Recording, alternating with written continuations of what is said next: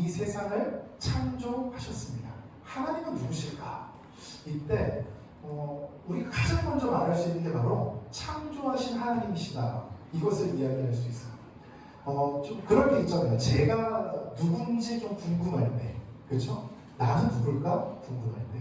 혼자 생각도 할 수 있고, 그동안 썼던 일기를 볼 수도 있고, 여러 가지를 할 수 있죠. 그런데 그 중에 한 가지는 나머지 한 가지는 무엇이냐면, 다른 사람들에게 내가 어떤 사람인지 한번 물어보는 거예요. 그래서 저도 한번 물어본 적이 있습니다. 이런저런 사람들 만나서 나는 어떤 사람이야? 그랬더니 어떤 친구는 형은 뭐 그냥 형이지 뭐 이렇게 얘기하는 친구도 있고, 당신은 좀 버릇이 없어 뭐 이렇게 얘기하는 사람도 있었어요. 그리고 좋게 얘기해주는 사람들이 굉장히 많았죠. 제가 창피해서 말을 못할 뿐이에요. 굉장히 많았어요. 네, 굉장히 많았습니다. 누구나 그 사람을 표현하는 한 가지의 단어가 있다는 거예요. 그런데 하나님을 딱 한 가지로 얘기한다면 창조라고 우리는 첫 번째로 얘기할 수 있을 거예요. 그래서 오늘 성경도 보면은요, 성경의 첫 페이지, 첫 번째 문장이 바로 창조하셨다. 하나님이 이 모든 것을 창조하셨다라는 문장으로 시작되고 있는 것이죠. 여러분들 시집 좋아하세요? 저는 그래도 조금 즐기는 편인데요. 좋은 시집을 고르는 방법을 혹시 아세요? 좋은 시집을 고르는 방법. 딱 두 가지를 기억하시면 돼요.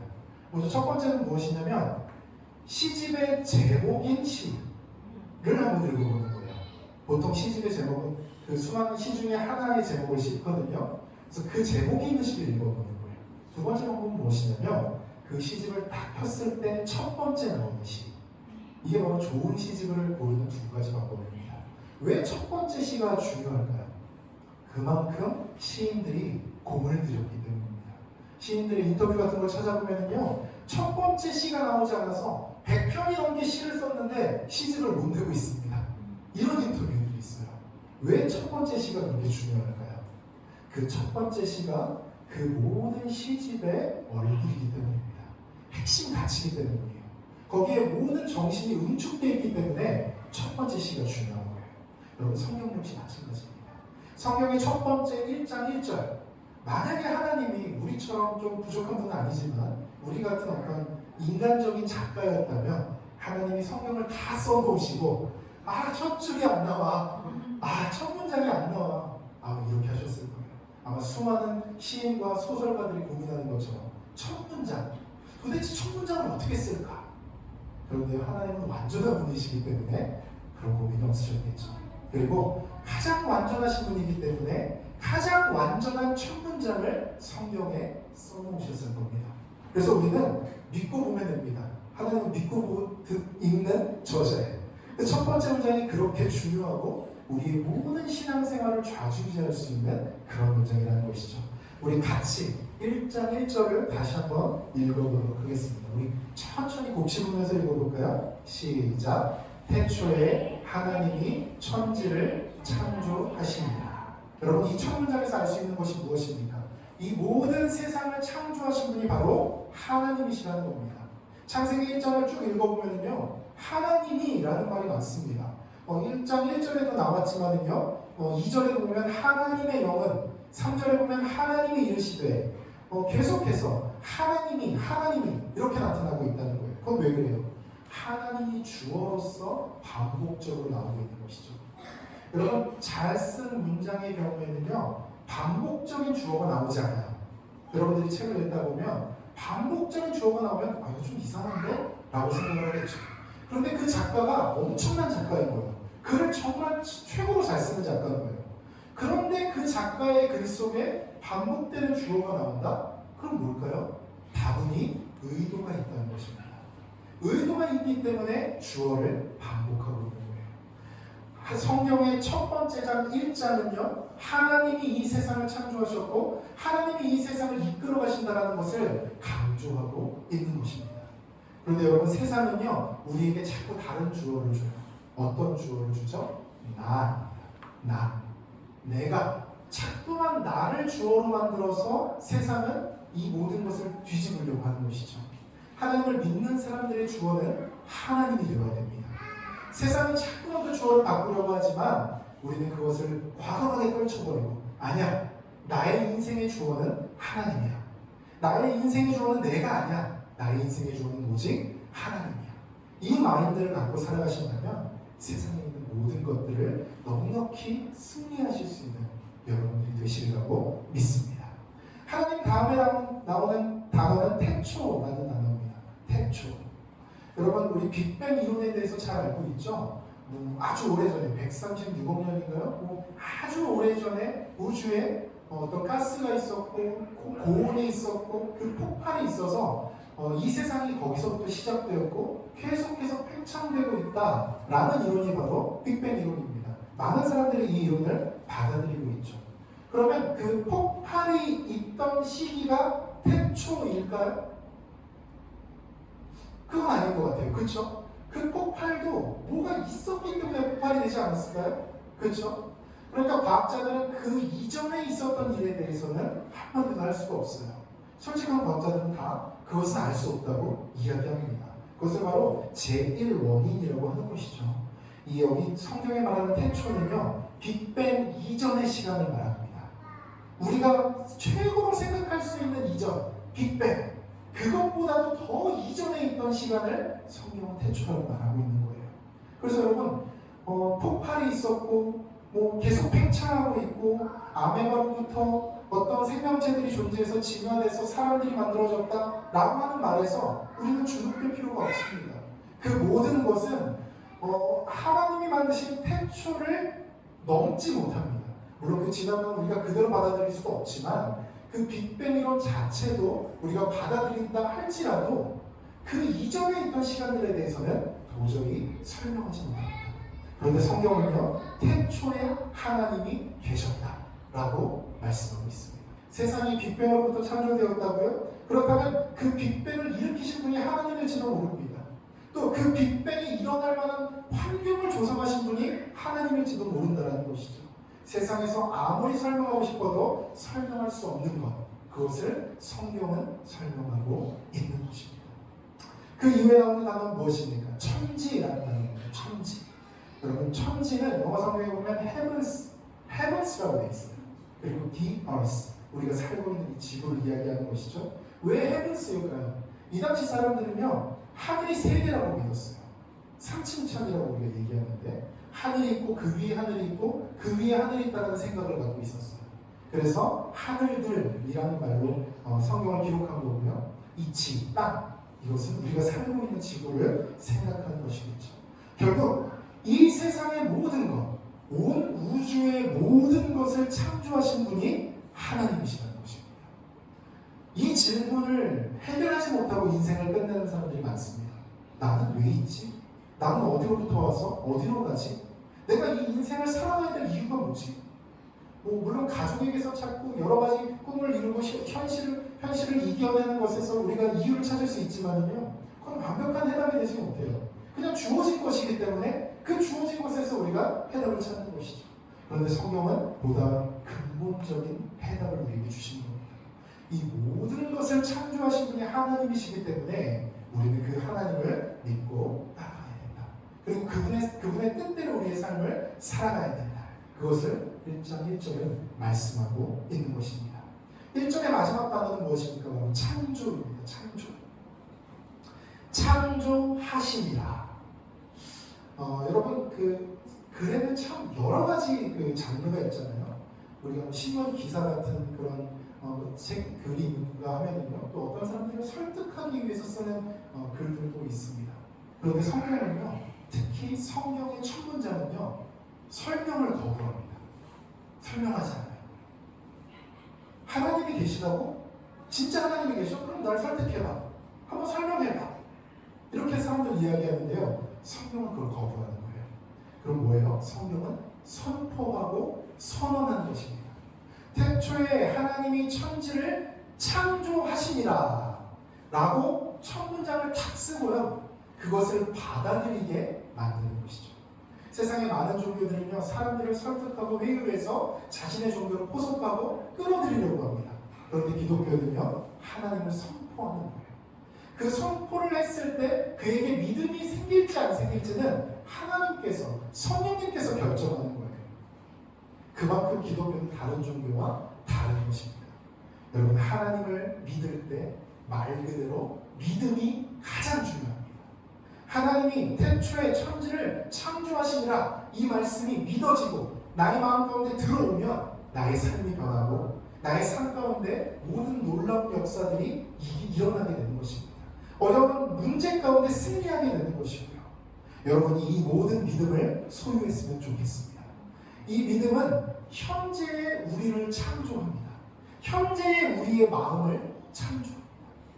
여러분, 제가 굉장히 힘든 시기를 겪을 때가 있었어요. 지금도 사실 힘든 시기인데요. 어려운 시기예요. 그런데 그럴 때 어떤 좋은 사람들을 만나서 대화를 하고 나면 내 마음 가운데 힘이, 에너지가 창조되는 것을 느껴요.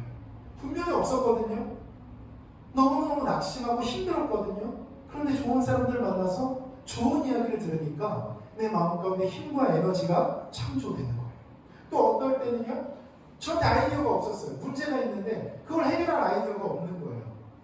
그런데 성경을 읽고 하나님께 기도하는데 어느 순간 인사이트가 오면서 그 문제의 해답이 떠오르는 거예요. 그럼 이것이 창조예요. 내 안에 없었던 것이 창조되어지는 것입니다. 하나님은 지금도 창조하고 계신 거예요. 그래서 우리가 힘들고 낙심할 때 하나님의 사람들을 만나서 하나님의 말씀에 대한 이야기를 듣고 하나님에 대한 대화를 나누고 또 삶의 어떤 문제들을 함께 나누는 것이 너무 중요합니다. 왜요? 그 과정을 통해서 하나님이 우리 마음 가운데 힘과 에너지를 창조하시기 때문에 하나님의 말씀을 읽고 기도하는 것이 너무 중요합니다. 특별히 어려운 문제 앞에서요. 왜요? 내 안에 어떤 인사이트와 어떤 해결책들을 하나님이 그 순간 나에게 창조해 주시기 때문입니다. 여러분, 이것을 믿으시기 바랍니다. 이것을 믿으셔서 여러분들의 삶에서 체험하시기를 바랍니다. 어려운 문제 앞에서, 힘들고 낙심되는 고난 앞에서 이러한 창조를 경험하셔서 하나님을 깊이 이해하시는 우리 모든 성도님들 되시기를 예수님의 이름으로 축복합니다. 네, 하나님의 창조에 대한 이야기를 나누고요. 두 번째는 질서에 대한 이야기를 한번 나눠보고자 합니다. 2절 볼까요? 2절 보면 땅이 혼돈하고 공허하며 이렇게 시작하고 있습니다. 여러분, 태초에 땅이 혼돈하고 공허했대요. 땅과 뭐 이런 것들 이미 하나님이 만들어 놓은 상태겠죠. 그런데 이 모든 것이 아직 진행되지 않은 상황입니다. 그래서 혼돈과 공허가 있습니다. 혼돈이라는 건 뭐예요? 우리가 잘 알고 있듯이 카오스, 굉장히 혼란스럽고 아무것도 정리되지 않은 그런 상황을 이야기합니다. 공허는 무엇이에요? 텅 빈 마음. 우리가 무엇을 이루고 성취하고 뭔가를 많이 얻었다 할지라도 돌아섰을 때 텅 빈 마음, 허무하고 공허한 마음이 들 때가 있잖아요. 그것이 바로 하나님의 창조 질서가 바로 서기 전의 모습이라는 것입니다. 그런데 하나님은요, 이 공허와 혼돈을 해결하십니다. 계속 볼까요? 흑암이 깊음 위에 있고 하나님의 영은 수면 위에 운행하시니라. 그러니까 공허와 혼돈이 지금 있는데요, 이것을 해결하시기 위해서 하나님의 영이 지금 움직이고 계시다는 것이죠. 어떻게 해결을 하실까요? 이것을 딱 두 단어로 얘기할 수가 있습니다. 한번 따라해 주시겠어요? 나눔과 채움. 나눔과 채움. 하나님은 혼돈과 공허를 해결하실 때 나누고 채우는 방법으로 해결하십니다.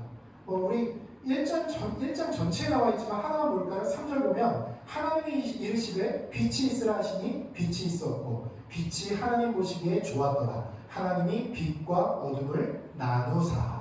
이렇게 되겠죠. 첫째 날에 하나님은 빛과 어둠을 나누셨어요. 그리고 둘째 날에는 하늘 위의 물과 땅의 물을 나누셨어요. 그리고 셋째 날에는 이 땅의 물, 이 땅이 물로 가득 찼었는데 이것을 물과 육지로 나누셨습니다. 그러니까 하나님은 혼돈한 곳에 가셔서 나누는 것부터 시작하신다는 거예요. 그래서 그 혼돈을 해결해 주신다는 것이죠. 여러분 삶에 혼돈이 있을 때가 있습니까? 저는 많아요.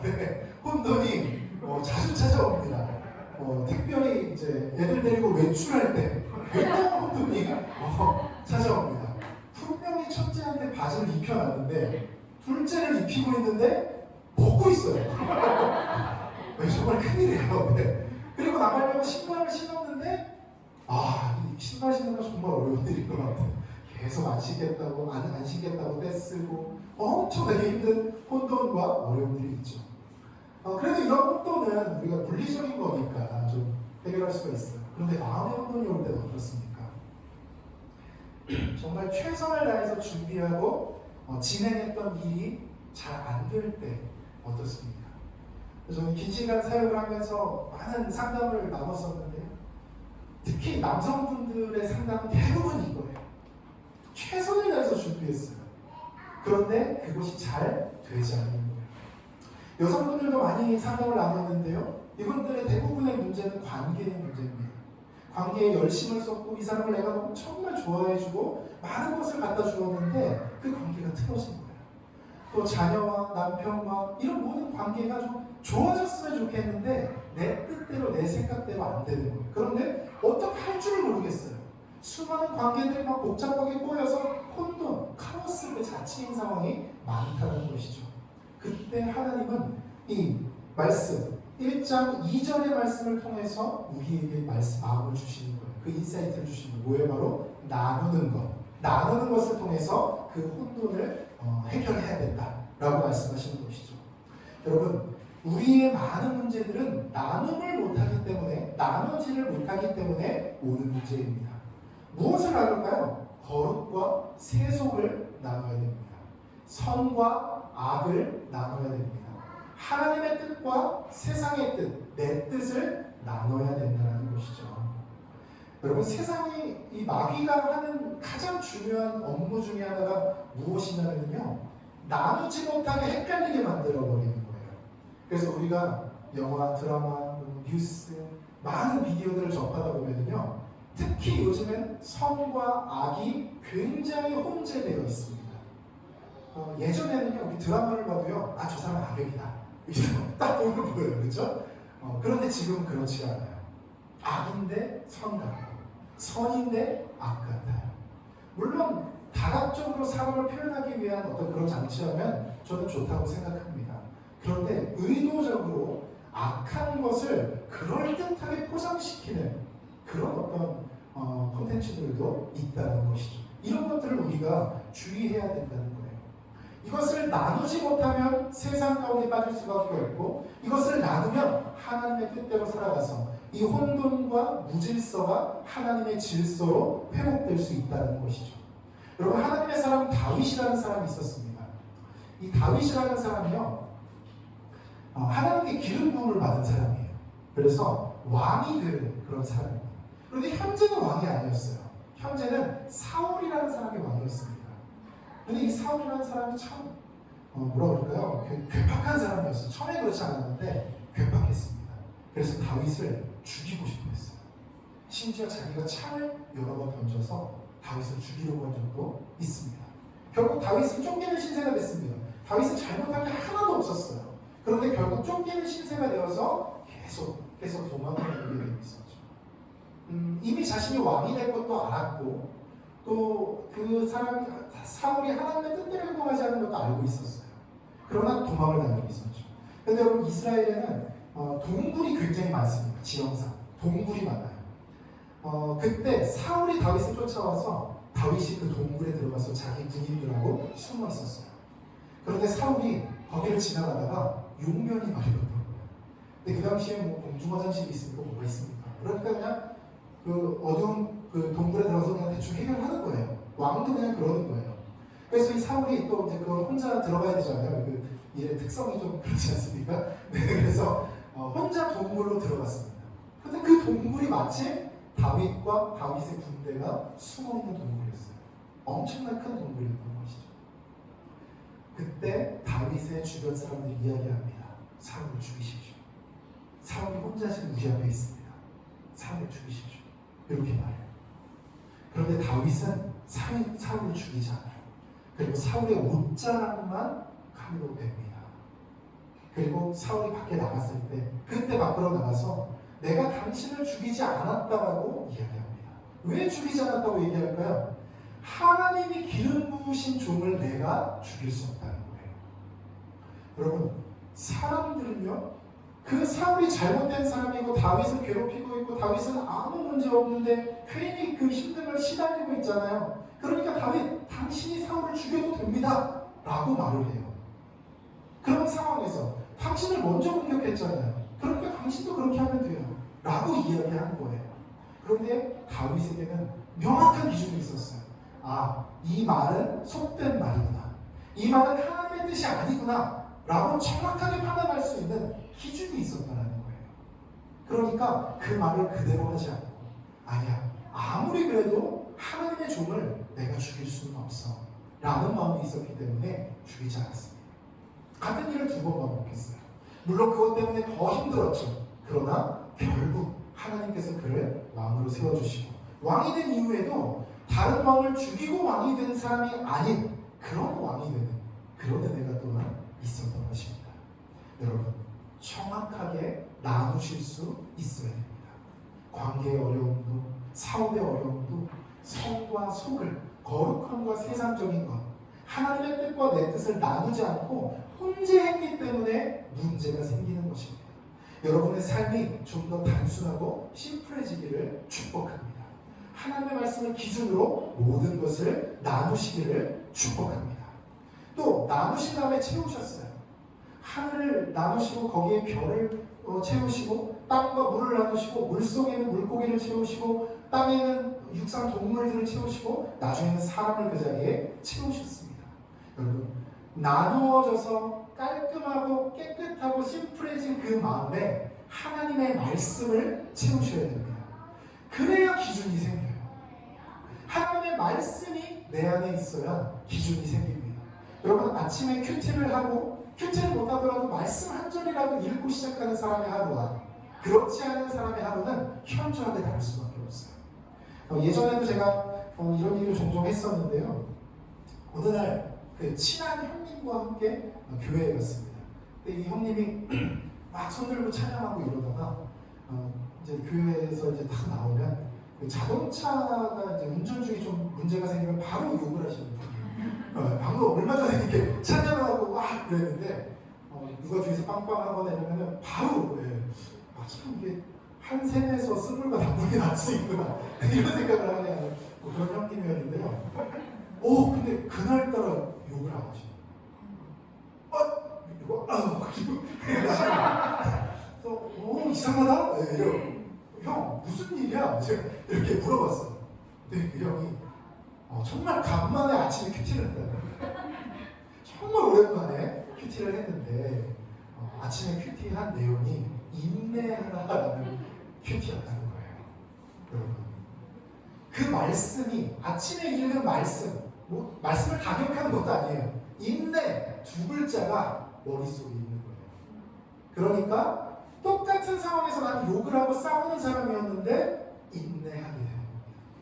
하나님의 말씀이 들어오니까 그런 역사가 일어나는 거예요. 여러분, 우리가 관계의 문제가 생기고 일의 문제가 생기고 다른 어떤 모든 문제들 가운데 왜 문제가 생깁니까? 혼돈하고 인내하지 못하고 그냥 내 뜻대로 해버리는 것이 그 문제가 되지 않습니까? 또 다윗의 경우처럼 나는 정당한데? 내 말이 맞는데? 이런 생각을 갖고 있으면 싸움이 되고 다툼이 될 수밖에 없다는 것이죠. 그런데 하나님의 말씀이 내 안에 들어오게 되면 인내하게 됩니다. 사랑하게 되고요. 내가 말하기보다 들어주게 됩니다. 그 사람을 보듬어주게 됩니다. 그렇게 됐을 때 우리의 삶의 문제들이 해결될 수 있다는 것이죠. 공허와 혼돈을 하나님은 나누고 채움으로 해결하셨습니다. 우리의 삶의 공허와 혼돈도 역시 마찬가지예요. 하나님의 말씀을 채워서 그것을 명확한 기준으로 삼고 그 기준을 통해서 우리의 삶의 모든 문제들을 정확하게 나눌 수 있는 여러분들이 되었으면 좋겠습니다. 자, 이제는 사랑에 대해서 함께 나누도록 하겠습니다. 하나님은 창조하신 분이고 질서가 있으신 분이고 질서를 만드신 분이고 마지막으로 사랑이신 분입니다. 하나님은 무엇이다 라고 성경에 딱 나오는 단어가 문장이 딱 한 가지예요. A는 B다 라는 문장이죠. 하나님은 무엇이다. 뭘까요? 하나님은 사랑이다. 유일한 단어예요. 하나님과 똑같은 자리에 있는 거예요. 하나님은 사랑이다. 그래서 저는 참 이 사랑이 얼마나 중요하길래 성경은 이 사랑에 대해서 이렇게 말하고 있나 라는 생각을 하게 됩니다. 그런데요, 이 사랑이 가장 잘 드러나는 장이 바로 창세기 1장입니다. 우리 26절을 한번 볼까요? 26절 같이 읽어볼까요? 시작. 하나님이 이르시되 우리의 형상을 따라 우리의 모양대로 우리가 사람을 만들고 그들로 바다의 물고기와 하늘의 새와 가축과 온 땅과 땅에 기는 모든 것을 다스리게 하자 하시고. 아멘. 하나님이요 6일 동안 천지를 창조하셨어요. 6일 동안 천지를 창조하실 때 어떻게 창조하셨냐면 말씀으로 창조하셨습니다.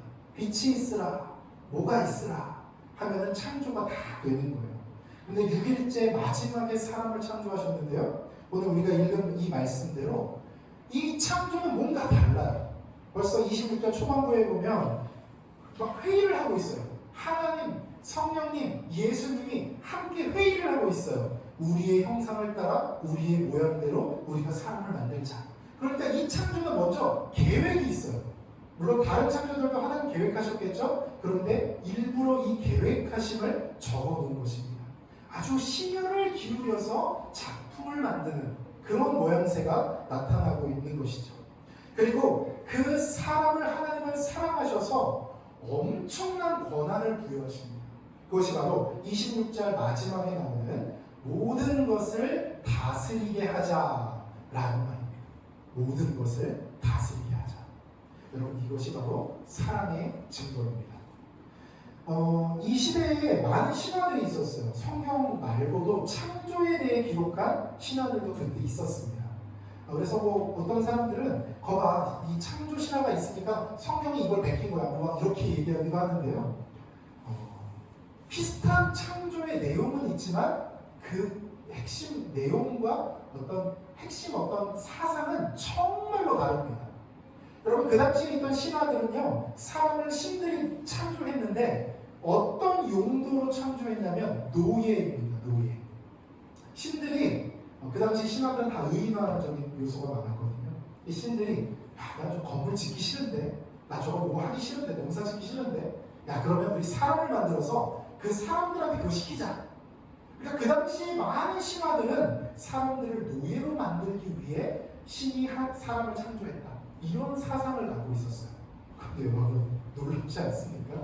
성경은 같은 시대에 쓰였음에도 불구하고 신이 사람을 만들었는데 그 사람에게 무엇을 부여해요? 다스림을 부여한다는 거예요. 다스림. 여러분, 다스림은 누가 하는 거예요? 왕이 하는 겁니다. 다스림은 신이 하는 거예요. 그런데 하나님이 피조물에게 다스림을 허락하셨다는 거예요. 이것이 바로 하나님의 놀라운 사랑입니다. 가끔 이제 아이들하고 그 블록 놀이를 그 블록을 막 만들고 막 쌓고 도시도 만들고 뭐도 만들고 합니다. 그런데 늘 제가 다 만들어주지 않아요. 어느 정도 만들지만 너가 좀 해봐, 너가 이렇게 한번 해봐, 이렇게 이제 기회를 줍니다. 왜 그럴까요? 자녀가 좀 성장했으면 좋겠어서. 아빠가 맨날 만들어준 거에서 놀기만 하면 좀 그렇잖아요. 그러니까 너가 한번 만들어봐라. 그래서 자기가 막 만들어요. 또 그리고 그것을 다 만들고 나면 거기를 잘 만들고 놀기를 원해요. 그래, 집을 만들었어? 그럼 저기 인형하고 그 집에 좀 살게 해봐. 거기에는 뭐를 좀 집어넣고 자동차도 넣고 이렇게 해봐. 그러면요, 아빠는요, 자녀가 그것을 가지고 잘 놀 때, 행복하게 막 역할놀이하고 재밌게 놀 때 너무너무 행복합니다. 어렸을 때는 그 정도지만은요, 자녀가 점점 크면서 그 권한을 더 많이 허락하겠죠. 집에 있는 것들을 허락하게 되고, 또 때로는 어떤 돈을 허락하게 될 수도 있고, 뭘 허락하게 될 수도 있고, 그래, 네가 한번 해봐라. 그래, 네가 한번 이거 가지고 해봐라. 이렇게 그것을 너가 한번 다스려봐라 라고 권한을 위임해 주는 거예요. 거기에는 뭐가 있습니까? 사랑이 있어요. 아니, 사랑이 없는데 왜 위임합니까? 내 돈을 왜 줍니까? 내 집을 왜 줍니까? 내 아이디어를 왜 줍니까? 사랑이 있기 때문에 주는 거예요. 여러분, 하나님이 천지를 창조하시고 에덴 동산을 만드시고 사람을 만드시고 그 사람에게 이 모든 것을 너희가 한번 다스려봐라 라고 말씀하신 거군요. 하나님의 엄청난 사랑 표현입니다. 이것을 꼭 아시길 바랍니다. 여러분, 이 다스림은요, 현재의 우리에게도 연결됩니다. 단순히 천지창조에서 끝난 것이 아니에요. 지금 우리에게 많은 것들을 주셨다는 거예요. 먼저 사랑을 주셨습니다. 여러분들 주변 사람들을 잘 다스리시길 바랍니다. 여러분, 이 다스림, 성경이 말하는 다스림은 상하관계의 다스림이 아니에요.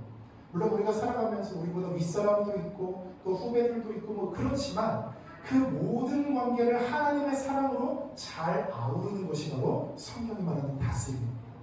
그래서 그 다스림은 지금 우리에게도 유효하고 가장 먼저 사람을 잘 다스리는 것이 필요하다는 거예요. 여러분, 주변 사람들을 한번 돌아보십시오. 그 사람들 힘들어하고 있습니까? 어려워하는 사람들은 없습니까? 그 사람들에게 다가가서 잘 그의 마음을 다스려 주시고 그의 상황을 다스려 주십시오. 관계가 틀어지고 힘든 사람들이 있습니까? 그렇다면 찾아가서 나의 마음도 다스리고 그의 마음도 다스리고 그 모든 것들을 풀 수 있는 그런 다스림을 잘 회복시키시기를 바랍니다. 때로는 경제적인, 물질적인 다스림이 필요할 때도 있습니다. 우리가 살아가면서 계획도 없이 살 수는 없잖아요. 또 우리가 살아가면서 하나님을 의지하지만 하나님이 우리에게 권한을 부여해 주셨기 때문에 우리도 최대한 계획을 세우고 잘 만들어 가야 됩니다. 그것이 마치 제가 아들에게 레고를 만들어서 잘 다스리라고 했던 것처럼 하나님이 우리에게 돈도 맡기고 상황도 맡기고 사람도 맡긴 것입니다. 그러니까 최선을 다해서 나에게 주어진 일들을 계획하고 실행하고 성실하게 만들어 가십시오. 그렇게 하다 보면 하나님이 주시는 은혜와 사랑이 여러분들 삶 가운데 충만하게 있을 것이라는 것이죠. 비록 지금 부족하고 연약하고 잘 안 될 것 같고 그런 마음들이 내 마음 가운데 있을지라도요, 아니야, 하나님이 나에게 맡기신 거야. 이 모든 것을 잘 다스릴 수 있게 하나님이 나에게 맡기셨기 때문에 그 다스릴 수 있는 마음과 생각과 능력 또한 주실 거야. 그러한 믿음을 갖고 나에게 주어진 일들을 최선을 다해서 성실하게 이루어 나가시기를 예수님의 이름으로 축복합니다. 마지막으로 한 가지만 더 말씀드리면요, 신앙을 맡기셨습니다. 여러분 마음 가운데 있는 신앙심이요. 이 신앙심은요, 여러분 그냥 놔둔다고 해서 유지되는 게 아니에요. 그냥 놔두면 떨어집니다. 그냥 놔두면 떨어져요. 우리가 그 신앙심을 지키기 위해서 계속 노력하고 기도하고 말씀 보고 하나님의 사람들을 만나서 대화하고 또 내 삶 속에 그 말씀을 순종하고 이렇게 계속해서 노력하면요, 이것이 점점 더 크게 불어나는데요, 그냥 놔두면은요 유지되는 것이 아니라 떨어집니다. 그래서 난 아무것도 안 했는데 어느 순간 내 신앙이 바닥에 떨어져 있음을 찾아내게 되는 것이죠. 여러분, 하나님이 주신 신앙심을 잘 다스리기를 바랍니다. 이것을 지켜나가시길 바랍니다. 말씀을 읽으신 지 오래되셨다고요? 네, 웃으시는 분들이 여러분 계신데 잘 다스리십시오. 나의 생활을 다스리십시오. 말씀 읽는 습관을 정확하게 해서 나를 잘 다스리고 내 스케줄을 잘 다스리십시오. 그러면 그 신앙심이 분명히 회복됩니다. 기도한 지 오래되셨다고요? 네, 기도한 지 오래되셨습니까? 기도하는 습관도 다시 시작하십시오. 그렇게 다스리는 것입니다. 나를 다스리고 내 생활을 다스리는 겁니다. 그러면 나의 신앙심도 점점 더 깊어지고 점점 더 올라가서 정말 여러분 요즘 뭐 주식도 많이 하시고 뭐 코인도 많이 하신다고 하는데 우리가 바라는 차트가 뭔가요? 이거잖아요. 그렇죠? 우리의 신앙심, 돈뿐만 아니라 우리의 신앙심도 정말 끝도 없이 올라가고 끝도 없이 깊어져서 여러분 세상이 줄 수 있는 즐거움과는 비교도 할 수 없는 그 신앙이 주는 즐거움, 그 감사, 그 기쁨, 그것을 꼭 누리시기를 바랍니다. 그것이 바로 진실함으로 나아가는 첫 번째 길목입니다. 여러분들에게 주어진 모든 것을 잘 다스리시기를 예수님의 이름으로 축복합니다. 기도하겠습니다.